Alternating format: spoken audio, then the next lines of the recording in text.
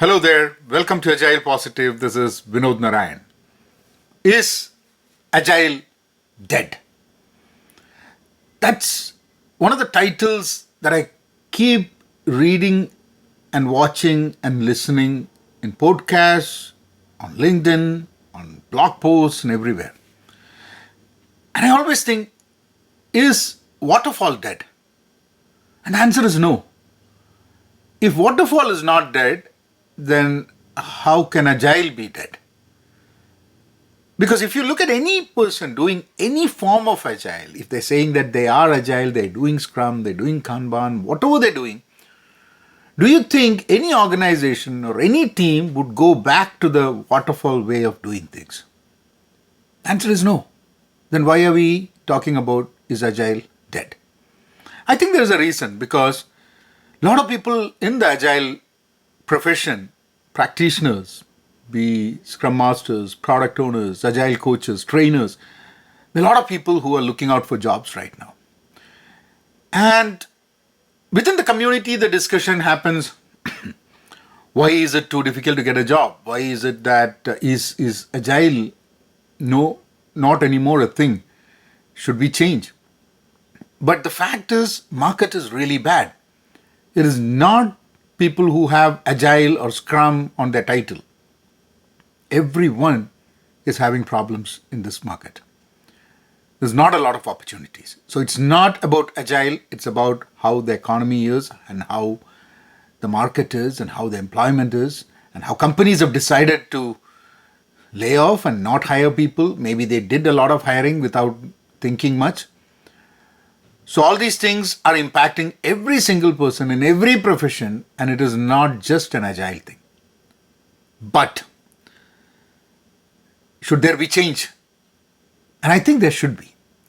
There are things that should change within the Agile community. When we as Agile practitioners look at what we're doing, I think things should change. I'll share with you a few things, and there might be many more from this. One is, I think the Scrum Master title should be revisited. I know a lot of people who worked with me who have Scrum Master as their title and who are looking for roles in Scrum Master. I think that title needs to be revisited.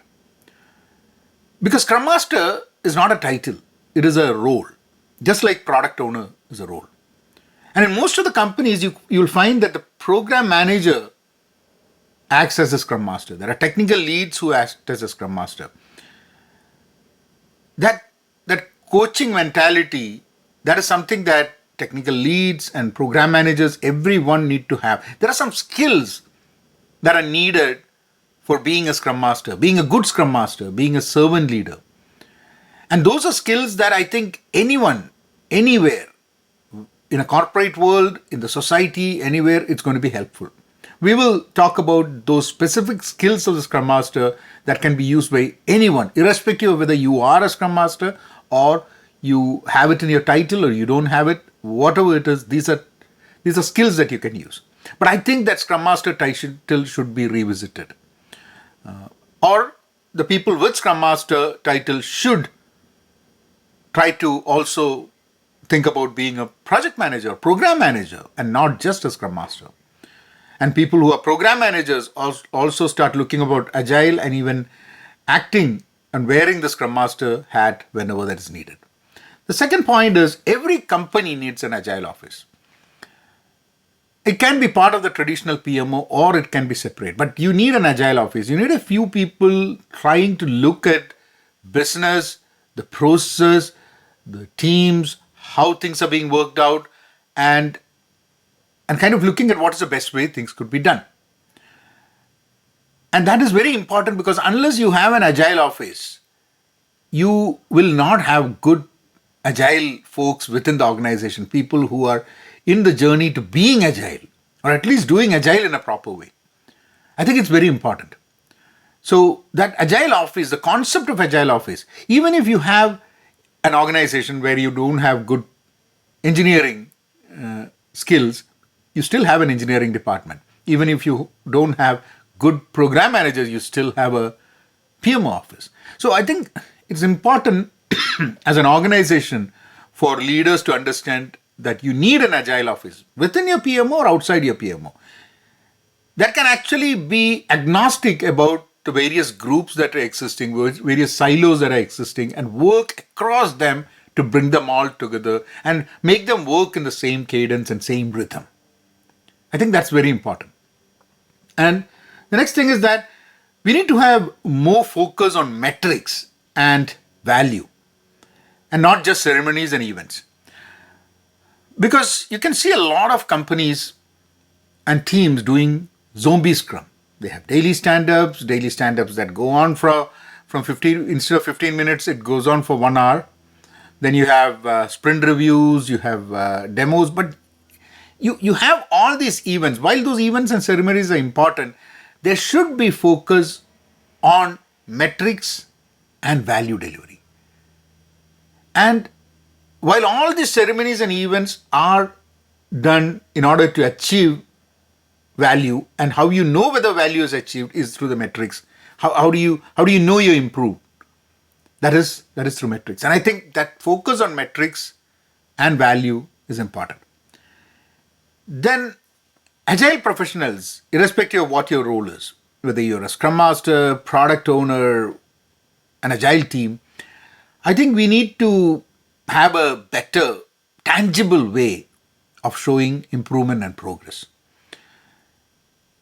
And maybe you will agree with me, maybe you won't agree with me. For a program manager or project manager, when the project is completed, when the program is completed, when you have a closure, there is a sense of achievement that, yes, you're doing well. You can say that I was working on this particular project and I achieved this. It was delivered. So there are some success metrics that are part of that program, that are part of that project, that you can actually be part of that achievement. But when it comes to someone like a scrum master, they work with team or they work with teams. The teams improve, but then teams could change over a period of time. It could be different people over there that would impact the velocity. What are the ways in which a scrum master or a coach can explain tangible progress? I worked in a company where the entire agile organization, from the top VP down, everyone was laid off as part of a major layoff activity. And at that time, the CEO of the company gave, after the layoff, so I heard it from and I was also impacted. So I heard it from one of the people who worked at that company. So they reached out to me and said that, the CEO said that we had to lay off a lot of people because we wanted to be agile. An entire agile organization was let go. Now this shows very clearly that when there is an agile office, when there are agile folks who are trying to make the organization more agile, there are someone in the leadership who really don't understand why this is happening. They consider this whole activity as just fat. If it's an engineering technical organization, if you're not coding something, or you're not directly, tangibly impacting code, then you're not needed. So it's very important for scrum masters or agile coaches who are working in organizations to be very clear with metrics, with tangible benefits, what is the difference that you bring to an organization. And making sure that across the organization, everyone understands that. Not just the leadership, but even the team. I mean, I've been in teams where sometimes there are team members who are like, what value do you bring into the organization? That's because sometimes some of the discipline, some of the process that you bring in question their existing process. There are obviously going to be people who don't like things to change. So it's not very easy in current market or any market to actually do certain things without authority. You have authority of the framework, but you don't have authority over many other things that's happening in the organization. And when a program is successful and a project is successful and the team is successful, somewhere behind there is a scrum master standing who might have contributed. I'm not saying every person with a scrum master title is a good scrum master. And that comes to the point about certifications. There's so much certifications are so easy to get There are so many people with certification. There are companies that sell certification. So there are so many people with Scrum Master and coaching certifications who really don't have what it takes, or they don't really understand that role. They don't really have a passion. They don't really like doing that job. They're just doing it because they think, okay. But I think that's also another factor. So it's important for us, agile professionals, irrespective of what our role is, to be able to quantify, qualify, have tangible benefits, tangible progress that can be shown. Whether we are getting into a role, whether we are going in the role, and what are the tangible things that you've done. And in a way also be able to let people know what are the changes that we're doing. Now, everyone knows something about Agile to do it bad enough. That's what the reality is. You go into any organization, they might say we are not really Agile. But you start talking to people, they all have their opinions about Agile. They have all been part of this debate. And they all know what people are talking. They all think they know. Everyone knows enough to do it in a bad way. And these are all the scenarios that we are dealing with within an organization. And this might not be just an Agile problem. This might be a problem with the industry where it has been so commoditized that everyone starts talking about it. And the person who can really talk about it kind of looks at everything and says, I don't know. Maybe this is how it is. And they get into this debate of Agile is dead or alive or dying or whatever it is. Now, change takes time. And people do this agile dance. There's an agile dance that people do. And they do this dance around the same problems and same challenges. I want to list out some of those challenges. And I'm not going to tell you how we overcome those challenges, but I want to list that for you. Cannot plan sprints. Everything overflows. Maybe Scrum is not for us. Let's go to Kanban.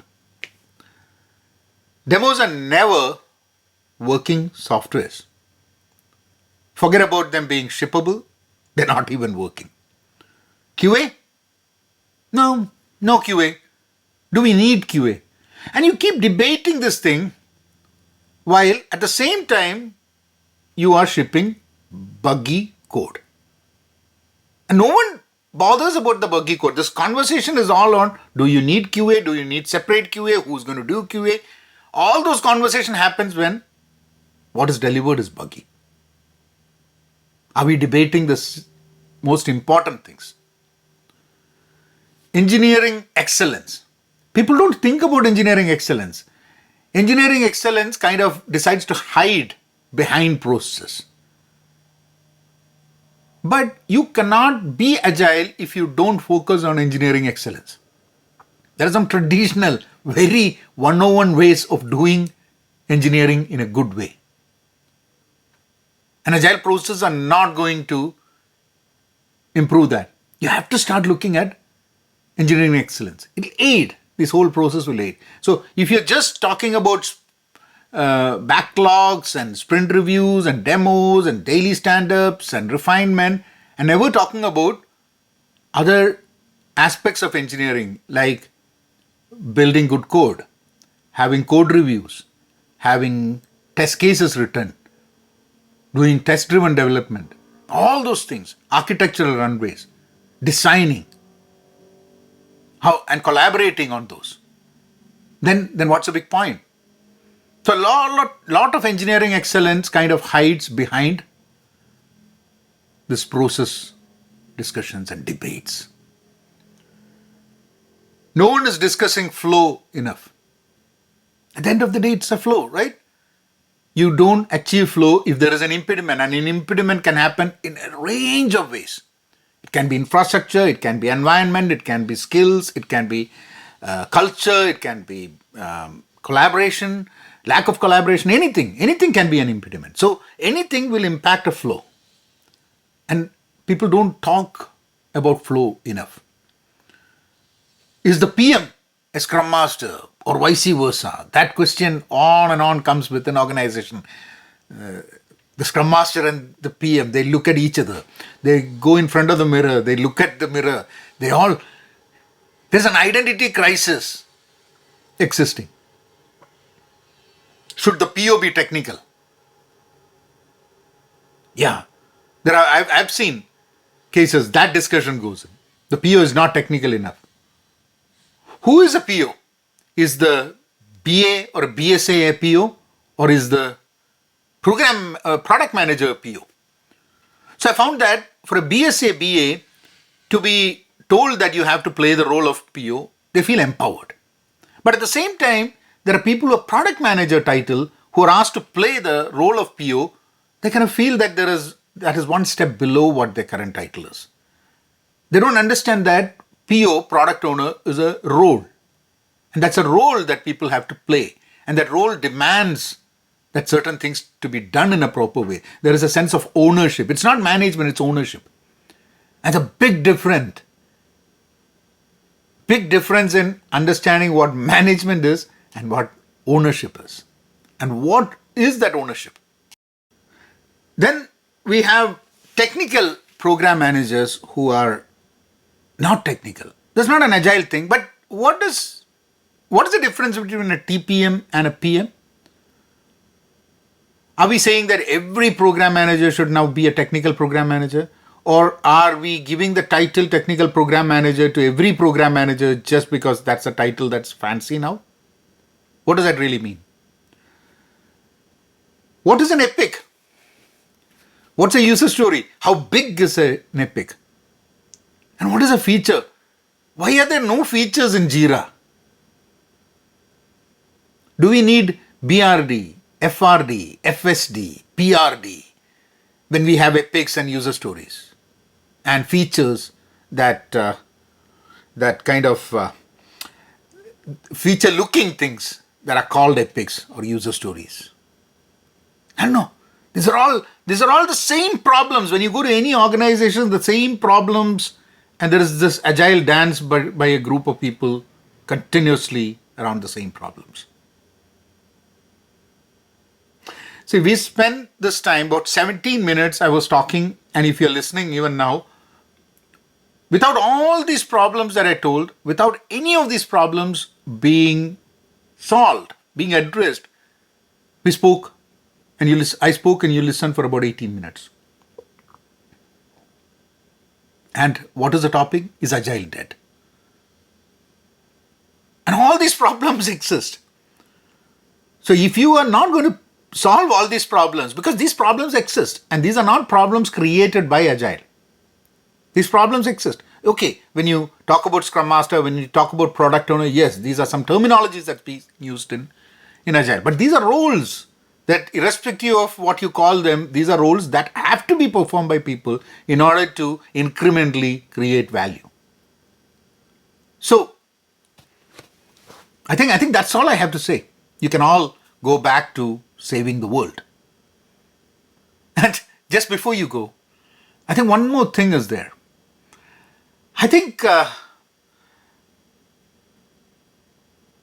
we need to move from certifications to enhance career. We should move from that mindset to a mindset in which we should say, what problems should we change?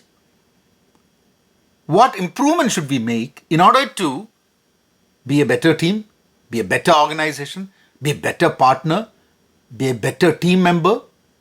I think that's what we should be discussing about, and not certification, because it's very easy. You can get a certification, and I think certifications have that value, because whenever I've done certain certifications, after I've got some experience doing certain things, every certification has told me how I'm not doing things rightly. And this has allowed me to question what I'm doing in such a way that I can improve myself. So, I wish you all the best. Go back to saving the world. And for those people who might not have a job right now, it's not because you are in the agile profession, it's because the market is really bad. Please reach out to me, send me an email, penpositive@gmail.com, and we can chat. Please take care. I wish you all the best. And at the end of the day, we all work towards creating value, both for us and for the people that we work for. And I'll leave you with one statement, something that I was recently reading this book called The Courage to be Disliked. And sometimes you read about 250 pages and one statement is what sticks with you. It says, true happiness is about how we are of benefit to a community, how we are useful to someone else. So personally, I think I want to be happy. I want to be benefit to the community. I have to be useful to someone. So if you need any help, please reach out, penpositive@gmail.com. penpositive@gmail.com. Agile Positive is a YouTube channel as part of Pen Positive. I do just to discuss about agile topics. You guys take care. I'll see you all in the next video. Thank you.